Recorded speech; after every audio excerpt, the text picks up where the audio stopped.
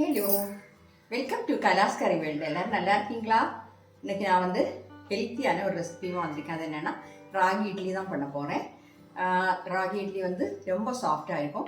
ஒவ்வொருத்தர் ஒவ்வொரு மாதிரி பண்ணுறாங்க. அது உளுந்து சேர்க்காமல் பண்ணுறாங்க, அப்புறம் அரிசி சேர்க்காமல் பண்ணுறாங்க, ரெட் ரைஸும் கூட சேர்த்து பண்ணுறாங்க. இப்படியெல்லாம் நிறைய டைப்பில் பண்ணுறாங்க. ஆனால் நான் இப்போ பண்ணக்கூடியது ரொம்ப டேஸ்ட்டாக இருக்கும், ரொம்ப சாஃப்டாகவும் இருக்கும். அது கூட சட்னியும் பண்ணுறேன். அதையும் பாருங்கள், பார்த்து உங்கள் ஃபீட்பேக்கை தெரியுங்க. அதை எப்படி பண்ணுறதுங்கிறது கிச்சனில் போய் பார்க்கலாம் வாங்க. அப்போ நாம் இன்றைக்கி பண்ணக்கூடிய அந்த டேஸ்டியான இல்லை சாஃப்டாக இருக்கும் அந்த மாதிரி ராகி இட்லி பண்ணுறதுக்காக நான் இந்த மாதிரி ஒரு பாத்திரம் எடுத்துருக்கிறேன். இதில் வந்து 1 கப்பு ராகி சேர்த்துக்கிறேன். கேழ்வரகு அதை சேர்த்துட்டேன். 1/2 கப்பு இட்லி ரைஸ் சேர்க்குறேன். இந்த இட்லி ரைஸ் உங்கள் கையில் இல்லைன்னா இங்கே பச்சரிசி கூட சேர்த்துக்கலாம்.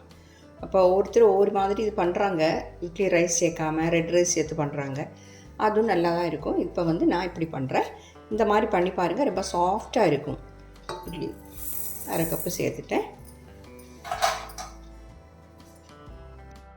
இது வந்து 1/2 கப்பு உளுத்தம்பருப்பு சேர்க்குறேன். 1/4 டீஸ்பூன் வெந்தயம் சேர்த்துக்கலாம். இது இல்லாமல் சேர்த்துட்டு நம்ம வந்து நல்லா வாஷ் பண்ணிட்டு வந்துடுறேன். ஏன்னா இந்த கேழ்வரகு எல்லாம் நல்லா அழுக்கு இருக்கும், அதனால் நல்லா நீட்டாக வாஷ் பண்ணிடலாம். இது இல்லாமல் நல்லா வாஷ் பண்ணிட்டு வந்துட்டேன். இப்போ வந்து ஒரு 3/4 கப்பு அவல் சேர்க்குறேன். வெள்ளை அவலானாலும் ரெட் அவலானாலும் பிரச்சனை இல்லை. இதையும் சேர்த்துட்டு ஒரு வாட்டி கூட வாஷ் பண்ணிட்டு வரேன். எல்லாத்தையுமே நல்லா வாஷ் பண்ணிவிட்டேன். இது முங்குற அளவுக்கு தண்ணி சேர்த்துடலாம். நம்ம அரிசியெல்லாம் நல்லா ஊறணும், அதனால் கொஞ்சம் தண்ணி நிறையா சேர்த்துக்கோங்க. ஓகே, இப்போ வந்து தண்ணி நிறைய சேர்த்துருக்குறேன். இது ஒரு 6 மணி நேரத்துலேருந்து 8 மணி நேரம் ஆனாலும் பிரச்சனை இல்லை. ஒரு 4 மணி மினிமம் ஒரு 4 மணி நேரமாவது ஊற வைக்கணும். ஓகே, 6 மணி 8 மணிக்கு ஆனாலும் பிரச்சனை இல்லை, ஊற வச்சா நல்லது தான். இப்போ இருக்கட்டும், மூடி வச்சிடலாம். இது நான் இப்போ ஒரு 6 மணி நேரத்துக்கு அப்புறம் மிக்ஸி ஜாரில் போட்டு நல்லா அரைச்சிடலாம். இது ஊற வச்சுக்கக்கூடிய தண்ணி வந்து வேஸ்ட் ஆகாது, அதை வச்சு தான் நம்ம அரைப்போம். ஓகே, ஏன்னா நம்ம கழுகிட்டு தானே இதை விட்டு வச்சுருக்கோம், அதனால் அந்த தண்ணியை வேஸ்ட் பண்ண வேண்டாம். ஓகே, ஊறட்டும். பாருங்கள், நம்ம ஊற வச்சு ஒரு 6 மணி நேரத்துக்கு மேலே ஆயிடுச்சு. நல்லா ஊறிடுச்சு பார்த்தீங்களா? இப்போ நாம் மிக்ஸி ஜாரில் 2 வாட்டியாக போட்டு அரைச்சி எடுத்துடலாம். இந்த தண்ணியை விட்டு அரைச்சிடலாம். அதில் ஃபைனாக அரைச்சிக்கோங்க.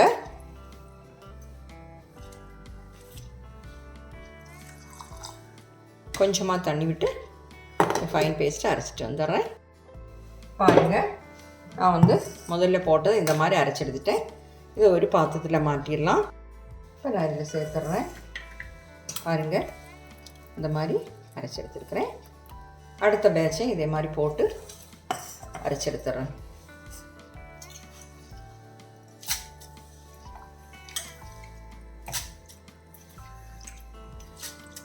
கொஞ்சமாக தண்ணி சேர்த்து அரைச்சிடலாம். ஓகே, பாருங்கள், அடுத்ததையும் நான் நல்லா அரைச்சி எடுத்துட்டேன். பாருங்கள், நம்ம அதை அரைச்சி எடுத்துட்டோம். இந்த மிக்ஸி ஜாரில் ஒரு 2 ஸ்பூன் தண்ணி விட்டு நான் எல்லாமே நம்ம ஊற வச்ச தண்ணி தான் இதுக்கு யூஸ் பண்ணியிருக்கேன். பார்த்தீங்களா? எல்லாத்தையுமே நல்லா யூஸ் பண்ணிடலாம். இந்த கேழ்வரகு வந்து நீங்கள் க்ளீன் பண்ணும்போது நல்லா நீட்டாக க்ளீன் பண்ணணும். அதில் நிறைய மண்ணெல்லாம் இருக்கும். என்னென்னா நல்ல குவாலிட்டியாக பார்த்து வாங்க. இப்போ நான் வாங்கினது வந்து நல்ல குவாலிட்டியில் தூசி ஒன்றுமே கிடையாது, அவ்வளோ நீட்டாக இருந்தது. இங்கே வந்து ஹை ரேஞ்சுன்னு சொல்லியிருக்கோம். இந்த மில்லட்ஸ் எல்லாம் அந்த மாதிரி தான் நான் வாங்குறது. நல்லா இருக்கும். சாமை, அதே போல் லிட்டில் மில்லட்ஸ், அந்த இது தினைன்னு சொல்லுவாங்க, அது எல்லாமே நீட்டாக இருக்கும் இந்த பேக்கெட். அப்போ நான் நல்லா மிக்ஸ் பண்ணிவிட்டேன். இனி இதை மூடி வச்சுட்டு இப்போ வந்து சாயந்தரம் ஒரு 6 மணி ஆயிருக்குது. இதை மூடி வச்சு நம்ம குளிக்க வைக்கணும். நாளை காலையில் நம்ம இட்லி பண்ணலாம். ஓகே, இப்போ நாம் வந்து மாவு அரைச்சி வச்சு ராத்திரி முழுக்க இப்படி வச்சுருந்தோம் புளிக்கிறதுக்காக. இப்போ திறந்து பார்க்கலாம்.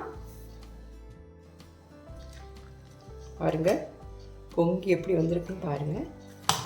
எப்போவுமே கொஞ்சம் பெரிய பாத்திரமாக வச்சுக்கோங்க, ஏன்னா அது பொங்குறதுக்கு இடம் வேணும் அதுக்குள்ளே, ஏன்னா எல்லாமே பொங்கி வெளியில் போயிடும். இப்போ நல்லா மிக்ஸ் பண்ணிக்கோங்க. நல்லா மிக்ஸ் பண்ணணும்.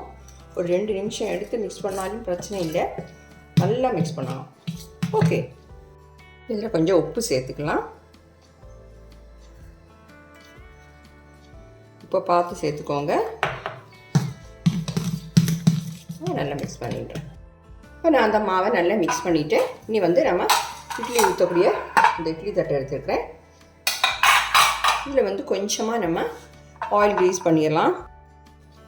கொஞ்சமாக ஆயில் சேர்த்து ப்ரஷ் இருந்தால் ப்ரஷ் வச்சு நீங்கள் எல்லாத்துலேயும் பரட்டிக்கோங்க, இல்லைன்னா நீங்கள் கை வச்சும் பண்ணலாம். என்கிட்ட 1-2 ப்ரஷ் இருந்தது, ஆனால் அது வந்து கொஞ்சம் ரிப்பேர் ஆகிட்டு எடுத்து போட்டுட்டேன். நீ வேறு வாங்கினா டிஷ்யூ பேப்பர் வச்சு தான் இப்படி பண்ணுறேன். ஓகே, கொஞ்சம் எண்ணெய் விட்டால் போதும். இந்த தட்டிலையும் நான் வச்சு யூஸ் பண்ணிடுறேன். நிறைய எண்ணெயெல்லாம் தேவையில்லை.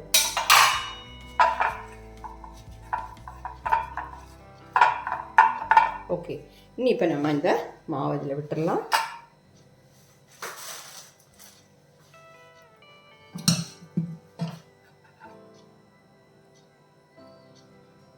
ஃபுல்லாக விட வேண்டாம், ஒரு 3/4 விட்டால் போதும். பாருங்கள், இது மாதிரி நான் எல்லாத்துலேயுமே விட்டுறேன். ஒரு தட்டில் இப்படி விட்டுட்டேன். இனி அடுத்த தட்டிலையும் இதே மாதிரி மாவெல்லாம் ஊற்றலாம். 2 தட்டிலையும் நான் நிரப்பி டெய்லி வந்து நம்ம வேக வைக்க வேண்டியது தான். அதுக்காக நான் கேஸ் ஆன் பண்ணி ஒரு இட்லி வேக வைக்கக்கூடிய பாத்திரம் வச்சுருக்கிறேன். அதில் கொஞ்சம் தண்ணி விட்டுருக்கிறேன். தண்ணி கொதிக்கட்டும். இப்போ வந்து தண்ணி கொதிக்குது, நம்ம எடுத்து வச்சிடலாம்.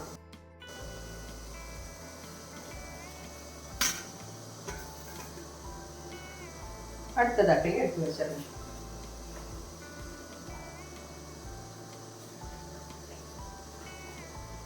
இப்போ வந்து இதை ஒரு மீடியம் ஃப்ளேமில் வச்சு நீங்கள் ஒரு 10 நிமிஷம் வேக வைக்கணும். ஓகே,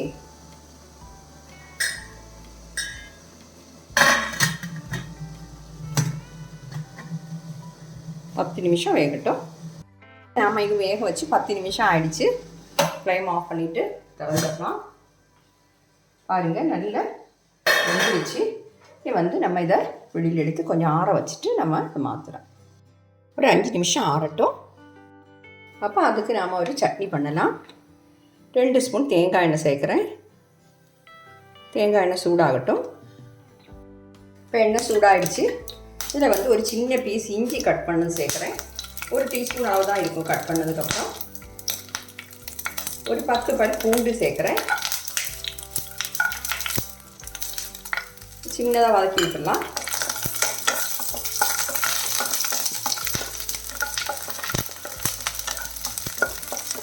ஈஸியாக பண்ணிடலாம் இந்த சட்னி, ஆனால் நல்ல டேஸ்ட்டாகவும் இருக்கும்.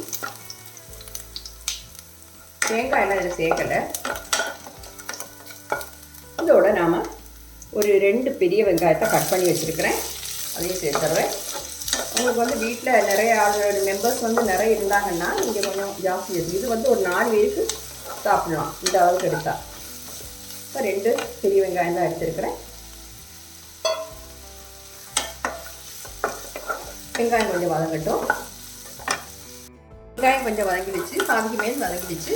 இதில் வந்து நான் இப்போ ஒரு 1/4 கப்பு பொட்டுக்கடலை சேர்க்குறேன். இந்த பொட்டுக்கடலை கொஞ்சம் பொரிஞ்சு வரட்டும். அது வரைக்கும் வதக்கிடலாம். நம்ம வந்து ஒரு 8 காஞ்ச மிளகாய் சேர்க்குறேன். இது வந்து காரம் உள்ள காஞ்ச மிளகாய். அதையும் சேர்த்து நல்லா வதக்கிடலாம்.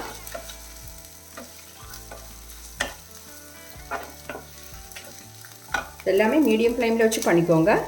போதும், நான் ஃப்ளேம் ஆஃப் பண்ணுறேன். இனி வந்து இதில் நாம் கொஞ்சமாக புளி, கொஞ்சம் தான், இவ்வளோதான் இருக்குது புளி, அதையும் சேர்த்துடலாம். சேர்த்துட்டு இதில் ஆறுனதுக்கப்புறம் மிக்ஸி ஜாரில் போட்டு அரைச்சி எடுத்துடலாம். ஓகே, ஆறட்டும். இந்த டைமில் நமக்கு இட்லி எடுத்துடலாம். இட்லி எடுத்துடலாம். நல்லா ஆறிடுச்சு. ரொம்ப சாஃப்டாக இருக்குது பாருங்கள், நல்லா கிடச்சிருக்கு. இதே மாதிரி நான் எல்லாத்தையுமே எடுத்துட்றேன். இந்த இட்லி எல்லாமே நான் எடுத்துட்டேன். எடுத்து காட்டுறேன். இட்லி எவ்வளோ சாஃப்டாக இருக்குது பாருங்கள். பார்த்தீங்களா, நல்ல சாஃப்டாக இருக்குது. இப்போ நான் இதை அரைச்சி எடுத்துகிட்டு வந்துடுறேன். இதில் கொஞ்சம் உப்பு சேர்க்கணும். நாம் உப்பு சேர்த்து அரைச்சிடலாம். வேணும்னா திருப்பி போட்டுக்கலாம். ஓகே, இப்போ வந்து நான் இப்படி கட்டியாக அரைச்சிருக்கேன். உங்களுக்கு வந்து தண்ணி சேர்க்காம இதை அரைக்கலாம். இல்லை முடியலன்னா சூடு தண்ணி கொஞ்சம் சேர்த்து அரைச்சிக்கோங்க. இதை இப்போ நான் ஒரு சர்விங் டிஷ்ஷில் மாற்றுறேன். கொஞ்சம் கட்டியாக இருக்கிறதுனால கொஞ்சமாக சூடு தண்ணி இந்த மிக்ஸி ஜாரில் சேர்த்து நம்ம அதில் சேர்த்துடலாம். தண்ணியை சேர்த்துட்டு நம்ம கிளறி விட்டுடலாம். ஓகே, ஒரு ஸ்பூன் வச்சு நல்லா மிக்ஸ் பண்ணிக்கலாம். சால்ட்டெல்லாம் செக் பண்ணி நீங்கள் அரைக்கும் போதே சால்ட்டு வேணால் போட்டுக்கோங்க. நான் கொஞ்சமாக சால்ட்டு போட்டேன். அதில் கூட நாம் வந்து தாளித்து சேர்த்துடலாம். கடுகு, உளுத்தப்பருப்பு, கறிவேப்பிலை, காஞ்ச மிளகாய் இவ்வளவும் போட்டு தாளிச்சிருக்கேன். அதையும் சேர்த்துட்றேன். பாருங்கள், அருமையான தேங்காய் சேர்க்காத சட்னி சூப்பராக ரெடி ஆகிடுச்சு. நான் சொன்ன மாதிரி நீங்கள் காரம் வந்து நார்மலாக தான் இருக்குது. இந்த காரம் உள்ள மிளகாய் தான் நான் சேர்த்துருக்குறேன். இந்த இட்லிக்கு வந்து இந்த சட்னி ரொம்ப சூப்பராக இருக்கும். ஓகே, பாருங்கள், இந்த சட்னி வந்து நம்ம தேங்காய் சேர்க்காம தான் பண்ணியிருக்கோம். சீக்கிரமாக பண்ணிடலாம். இப்படி பண்ணும்போது சீக்கிரமாக கெட்டு போகவும் செய்யாது. ஏன்னா நம்ம சூடு தண்ணி சேர்த்து தான் அரைச்சிருக்கிறோம். எல்லாமே நல்லா வதக்குனதுக்கு அப்புறம் தான் அரைச்சிருக்கிறோம். அதனால் சீக்கிரமாக கெட்டு போகாது. கட்டாயம் நீங்கள் ட்ரை பண்ணி பாருங்கள். இட்லி, தோசை எல்லாத்துக்கும் கூட சாப்பிட்லாம். நம்ம இப்போ இட்லி பண்ண அந்த ராகி பின்ன இந்த பேட்டரி இருக்கே, அதாவது இந்த கேழ்வரகு மாவு, அதை வச்சு நமக்கு தோசையும் பண்ணலாம். ஓகே, இப்போ நீங்கள் எல்லாருமே இதை ட்ரை பண்ணி பாருங்கள்.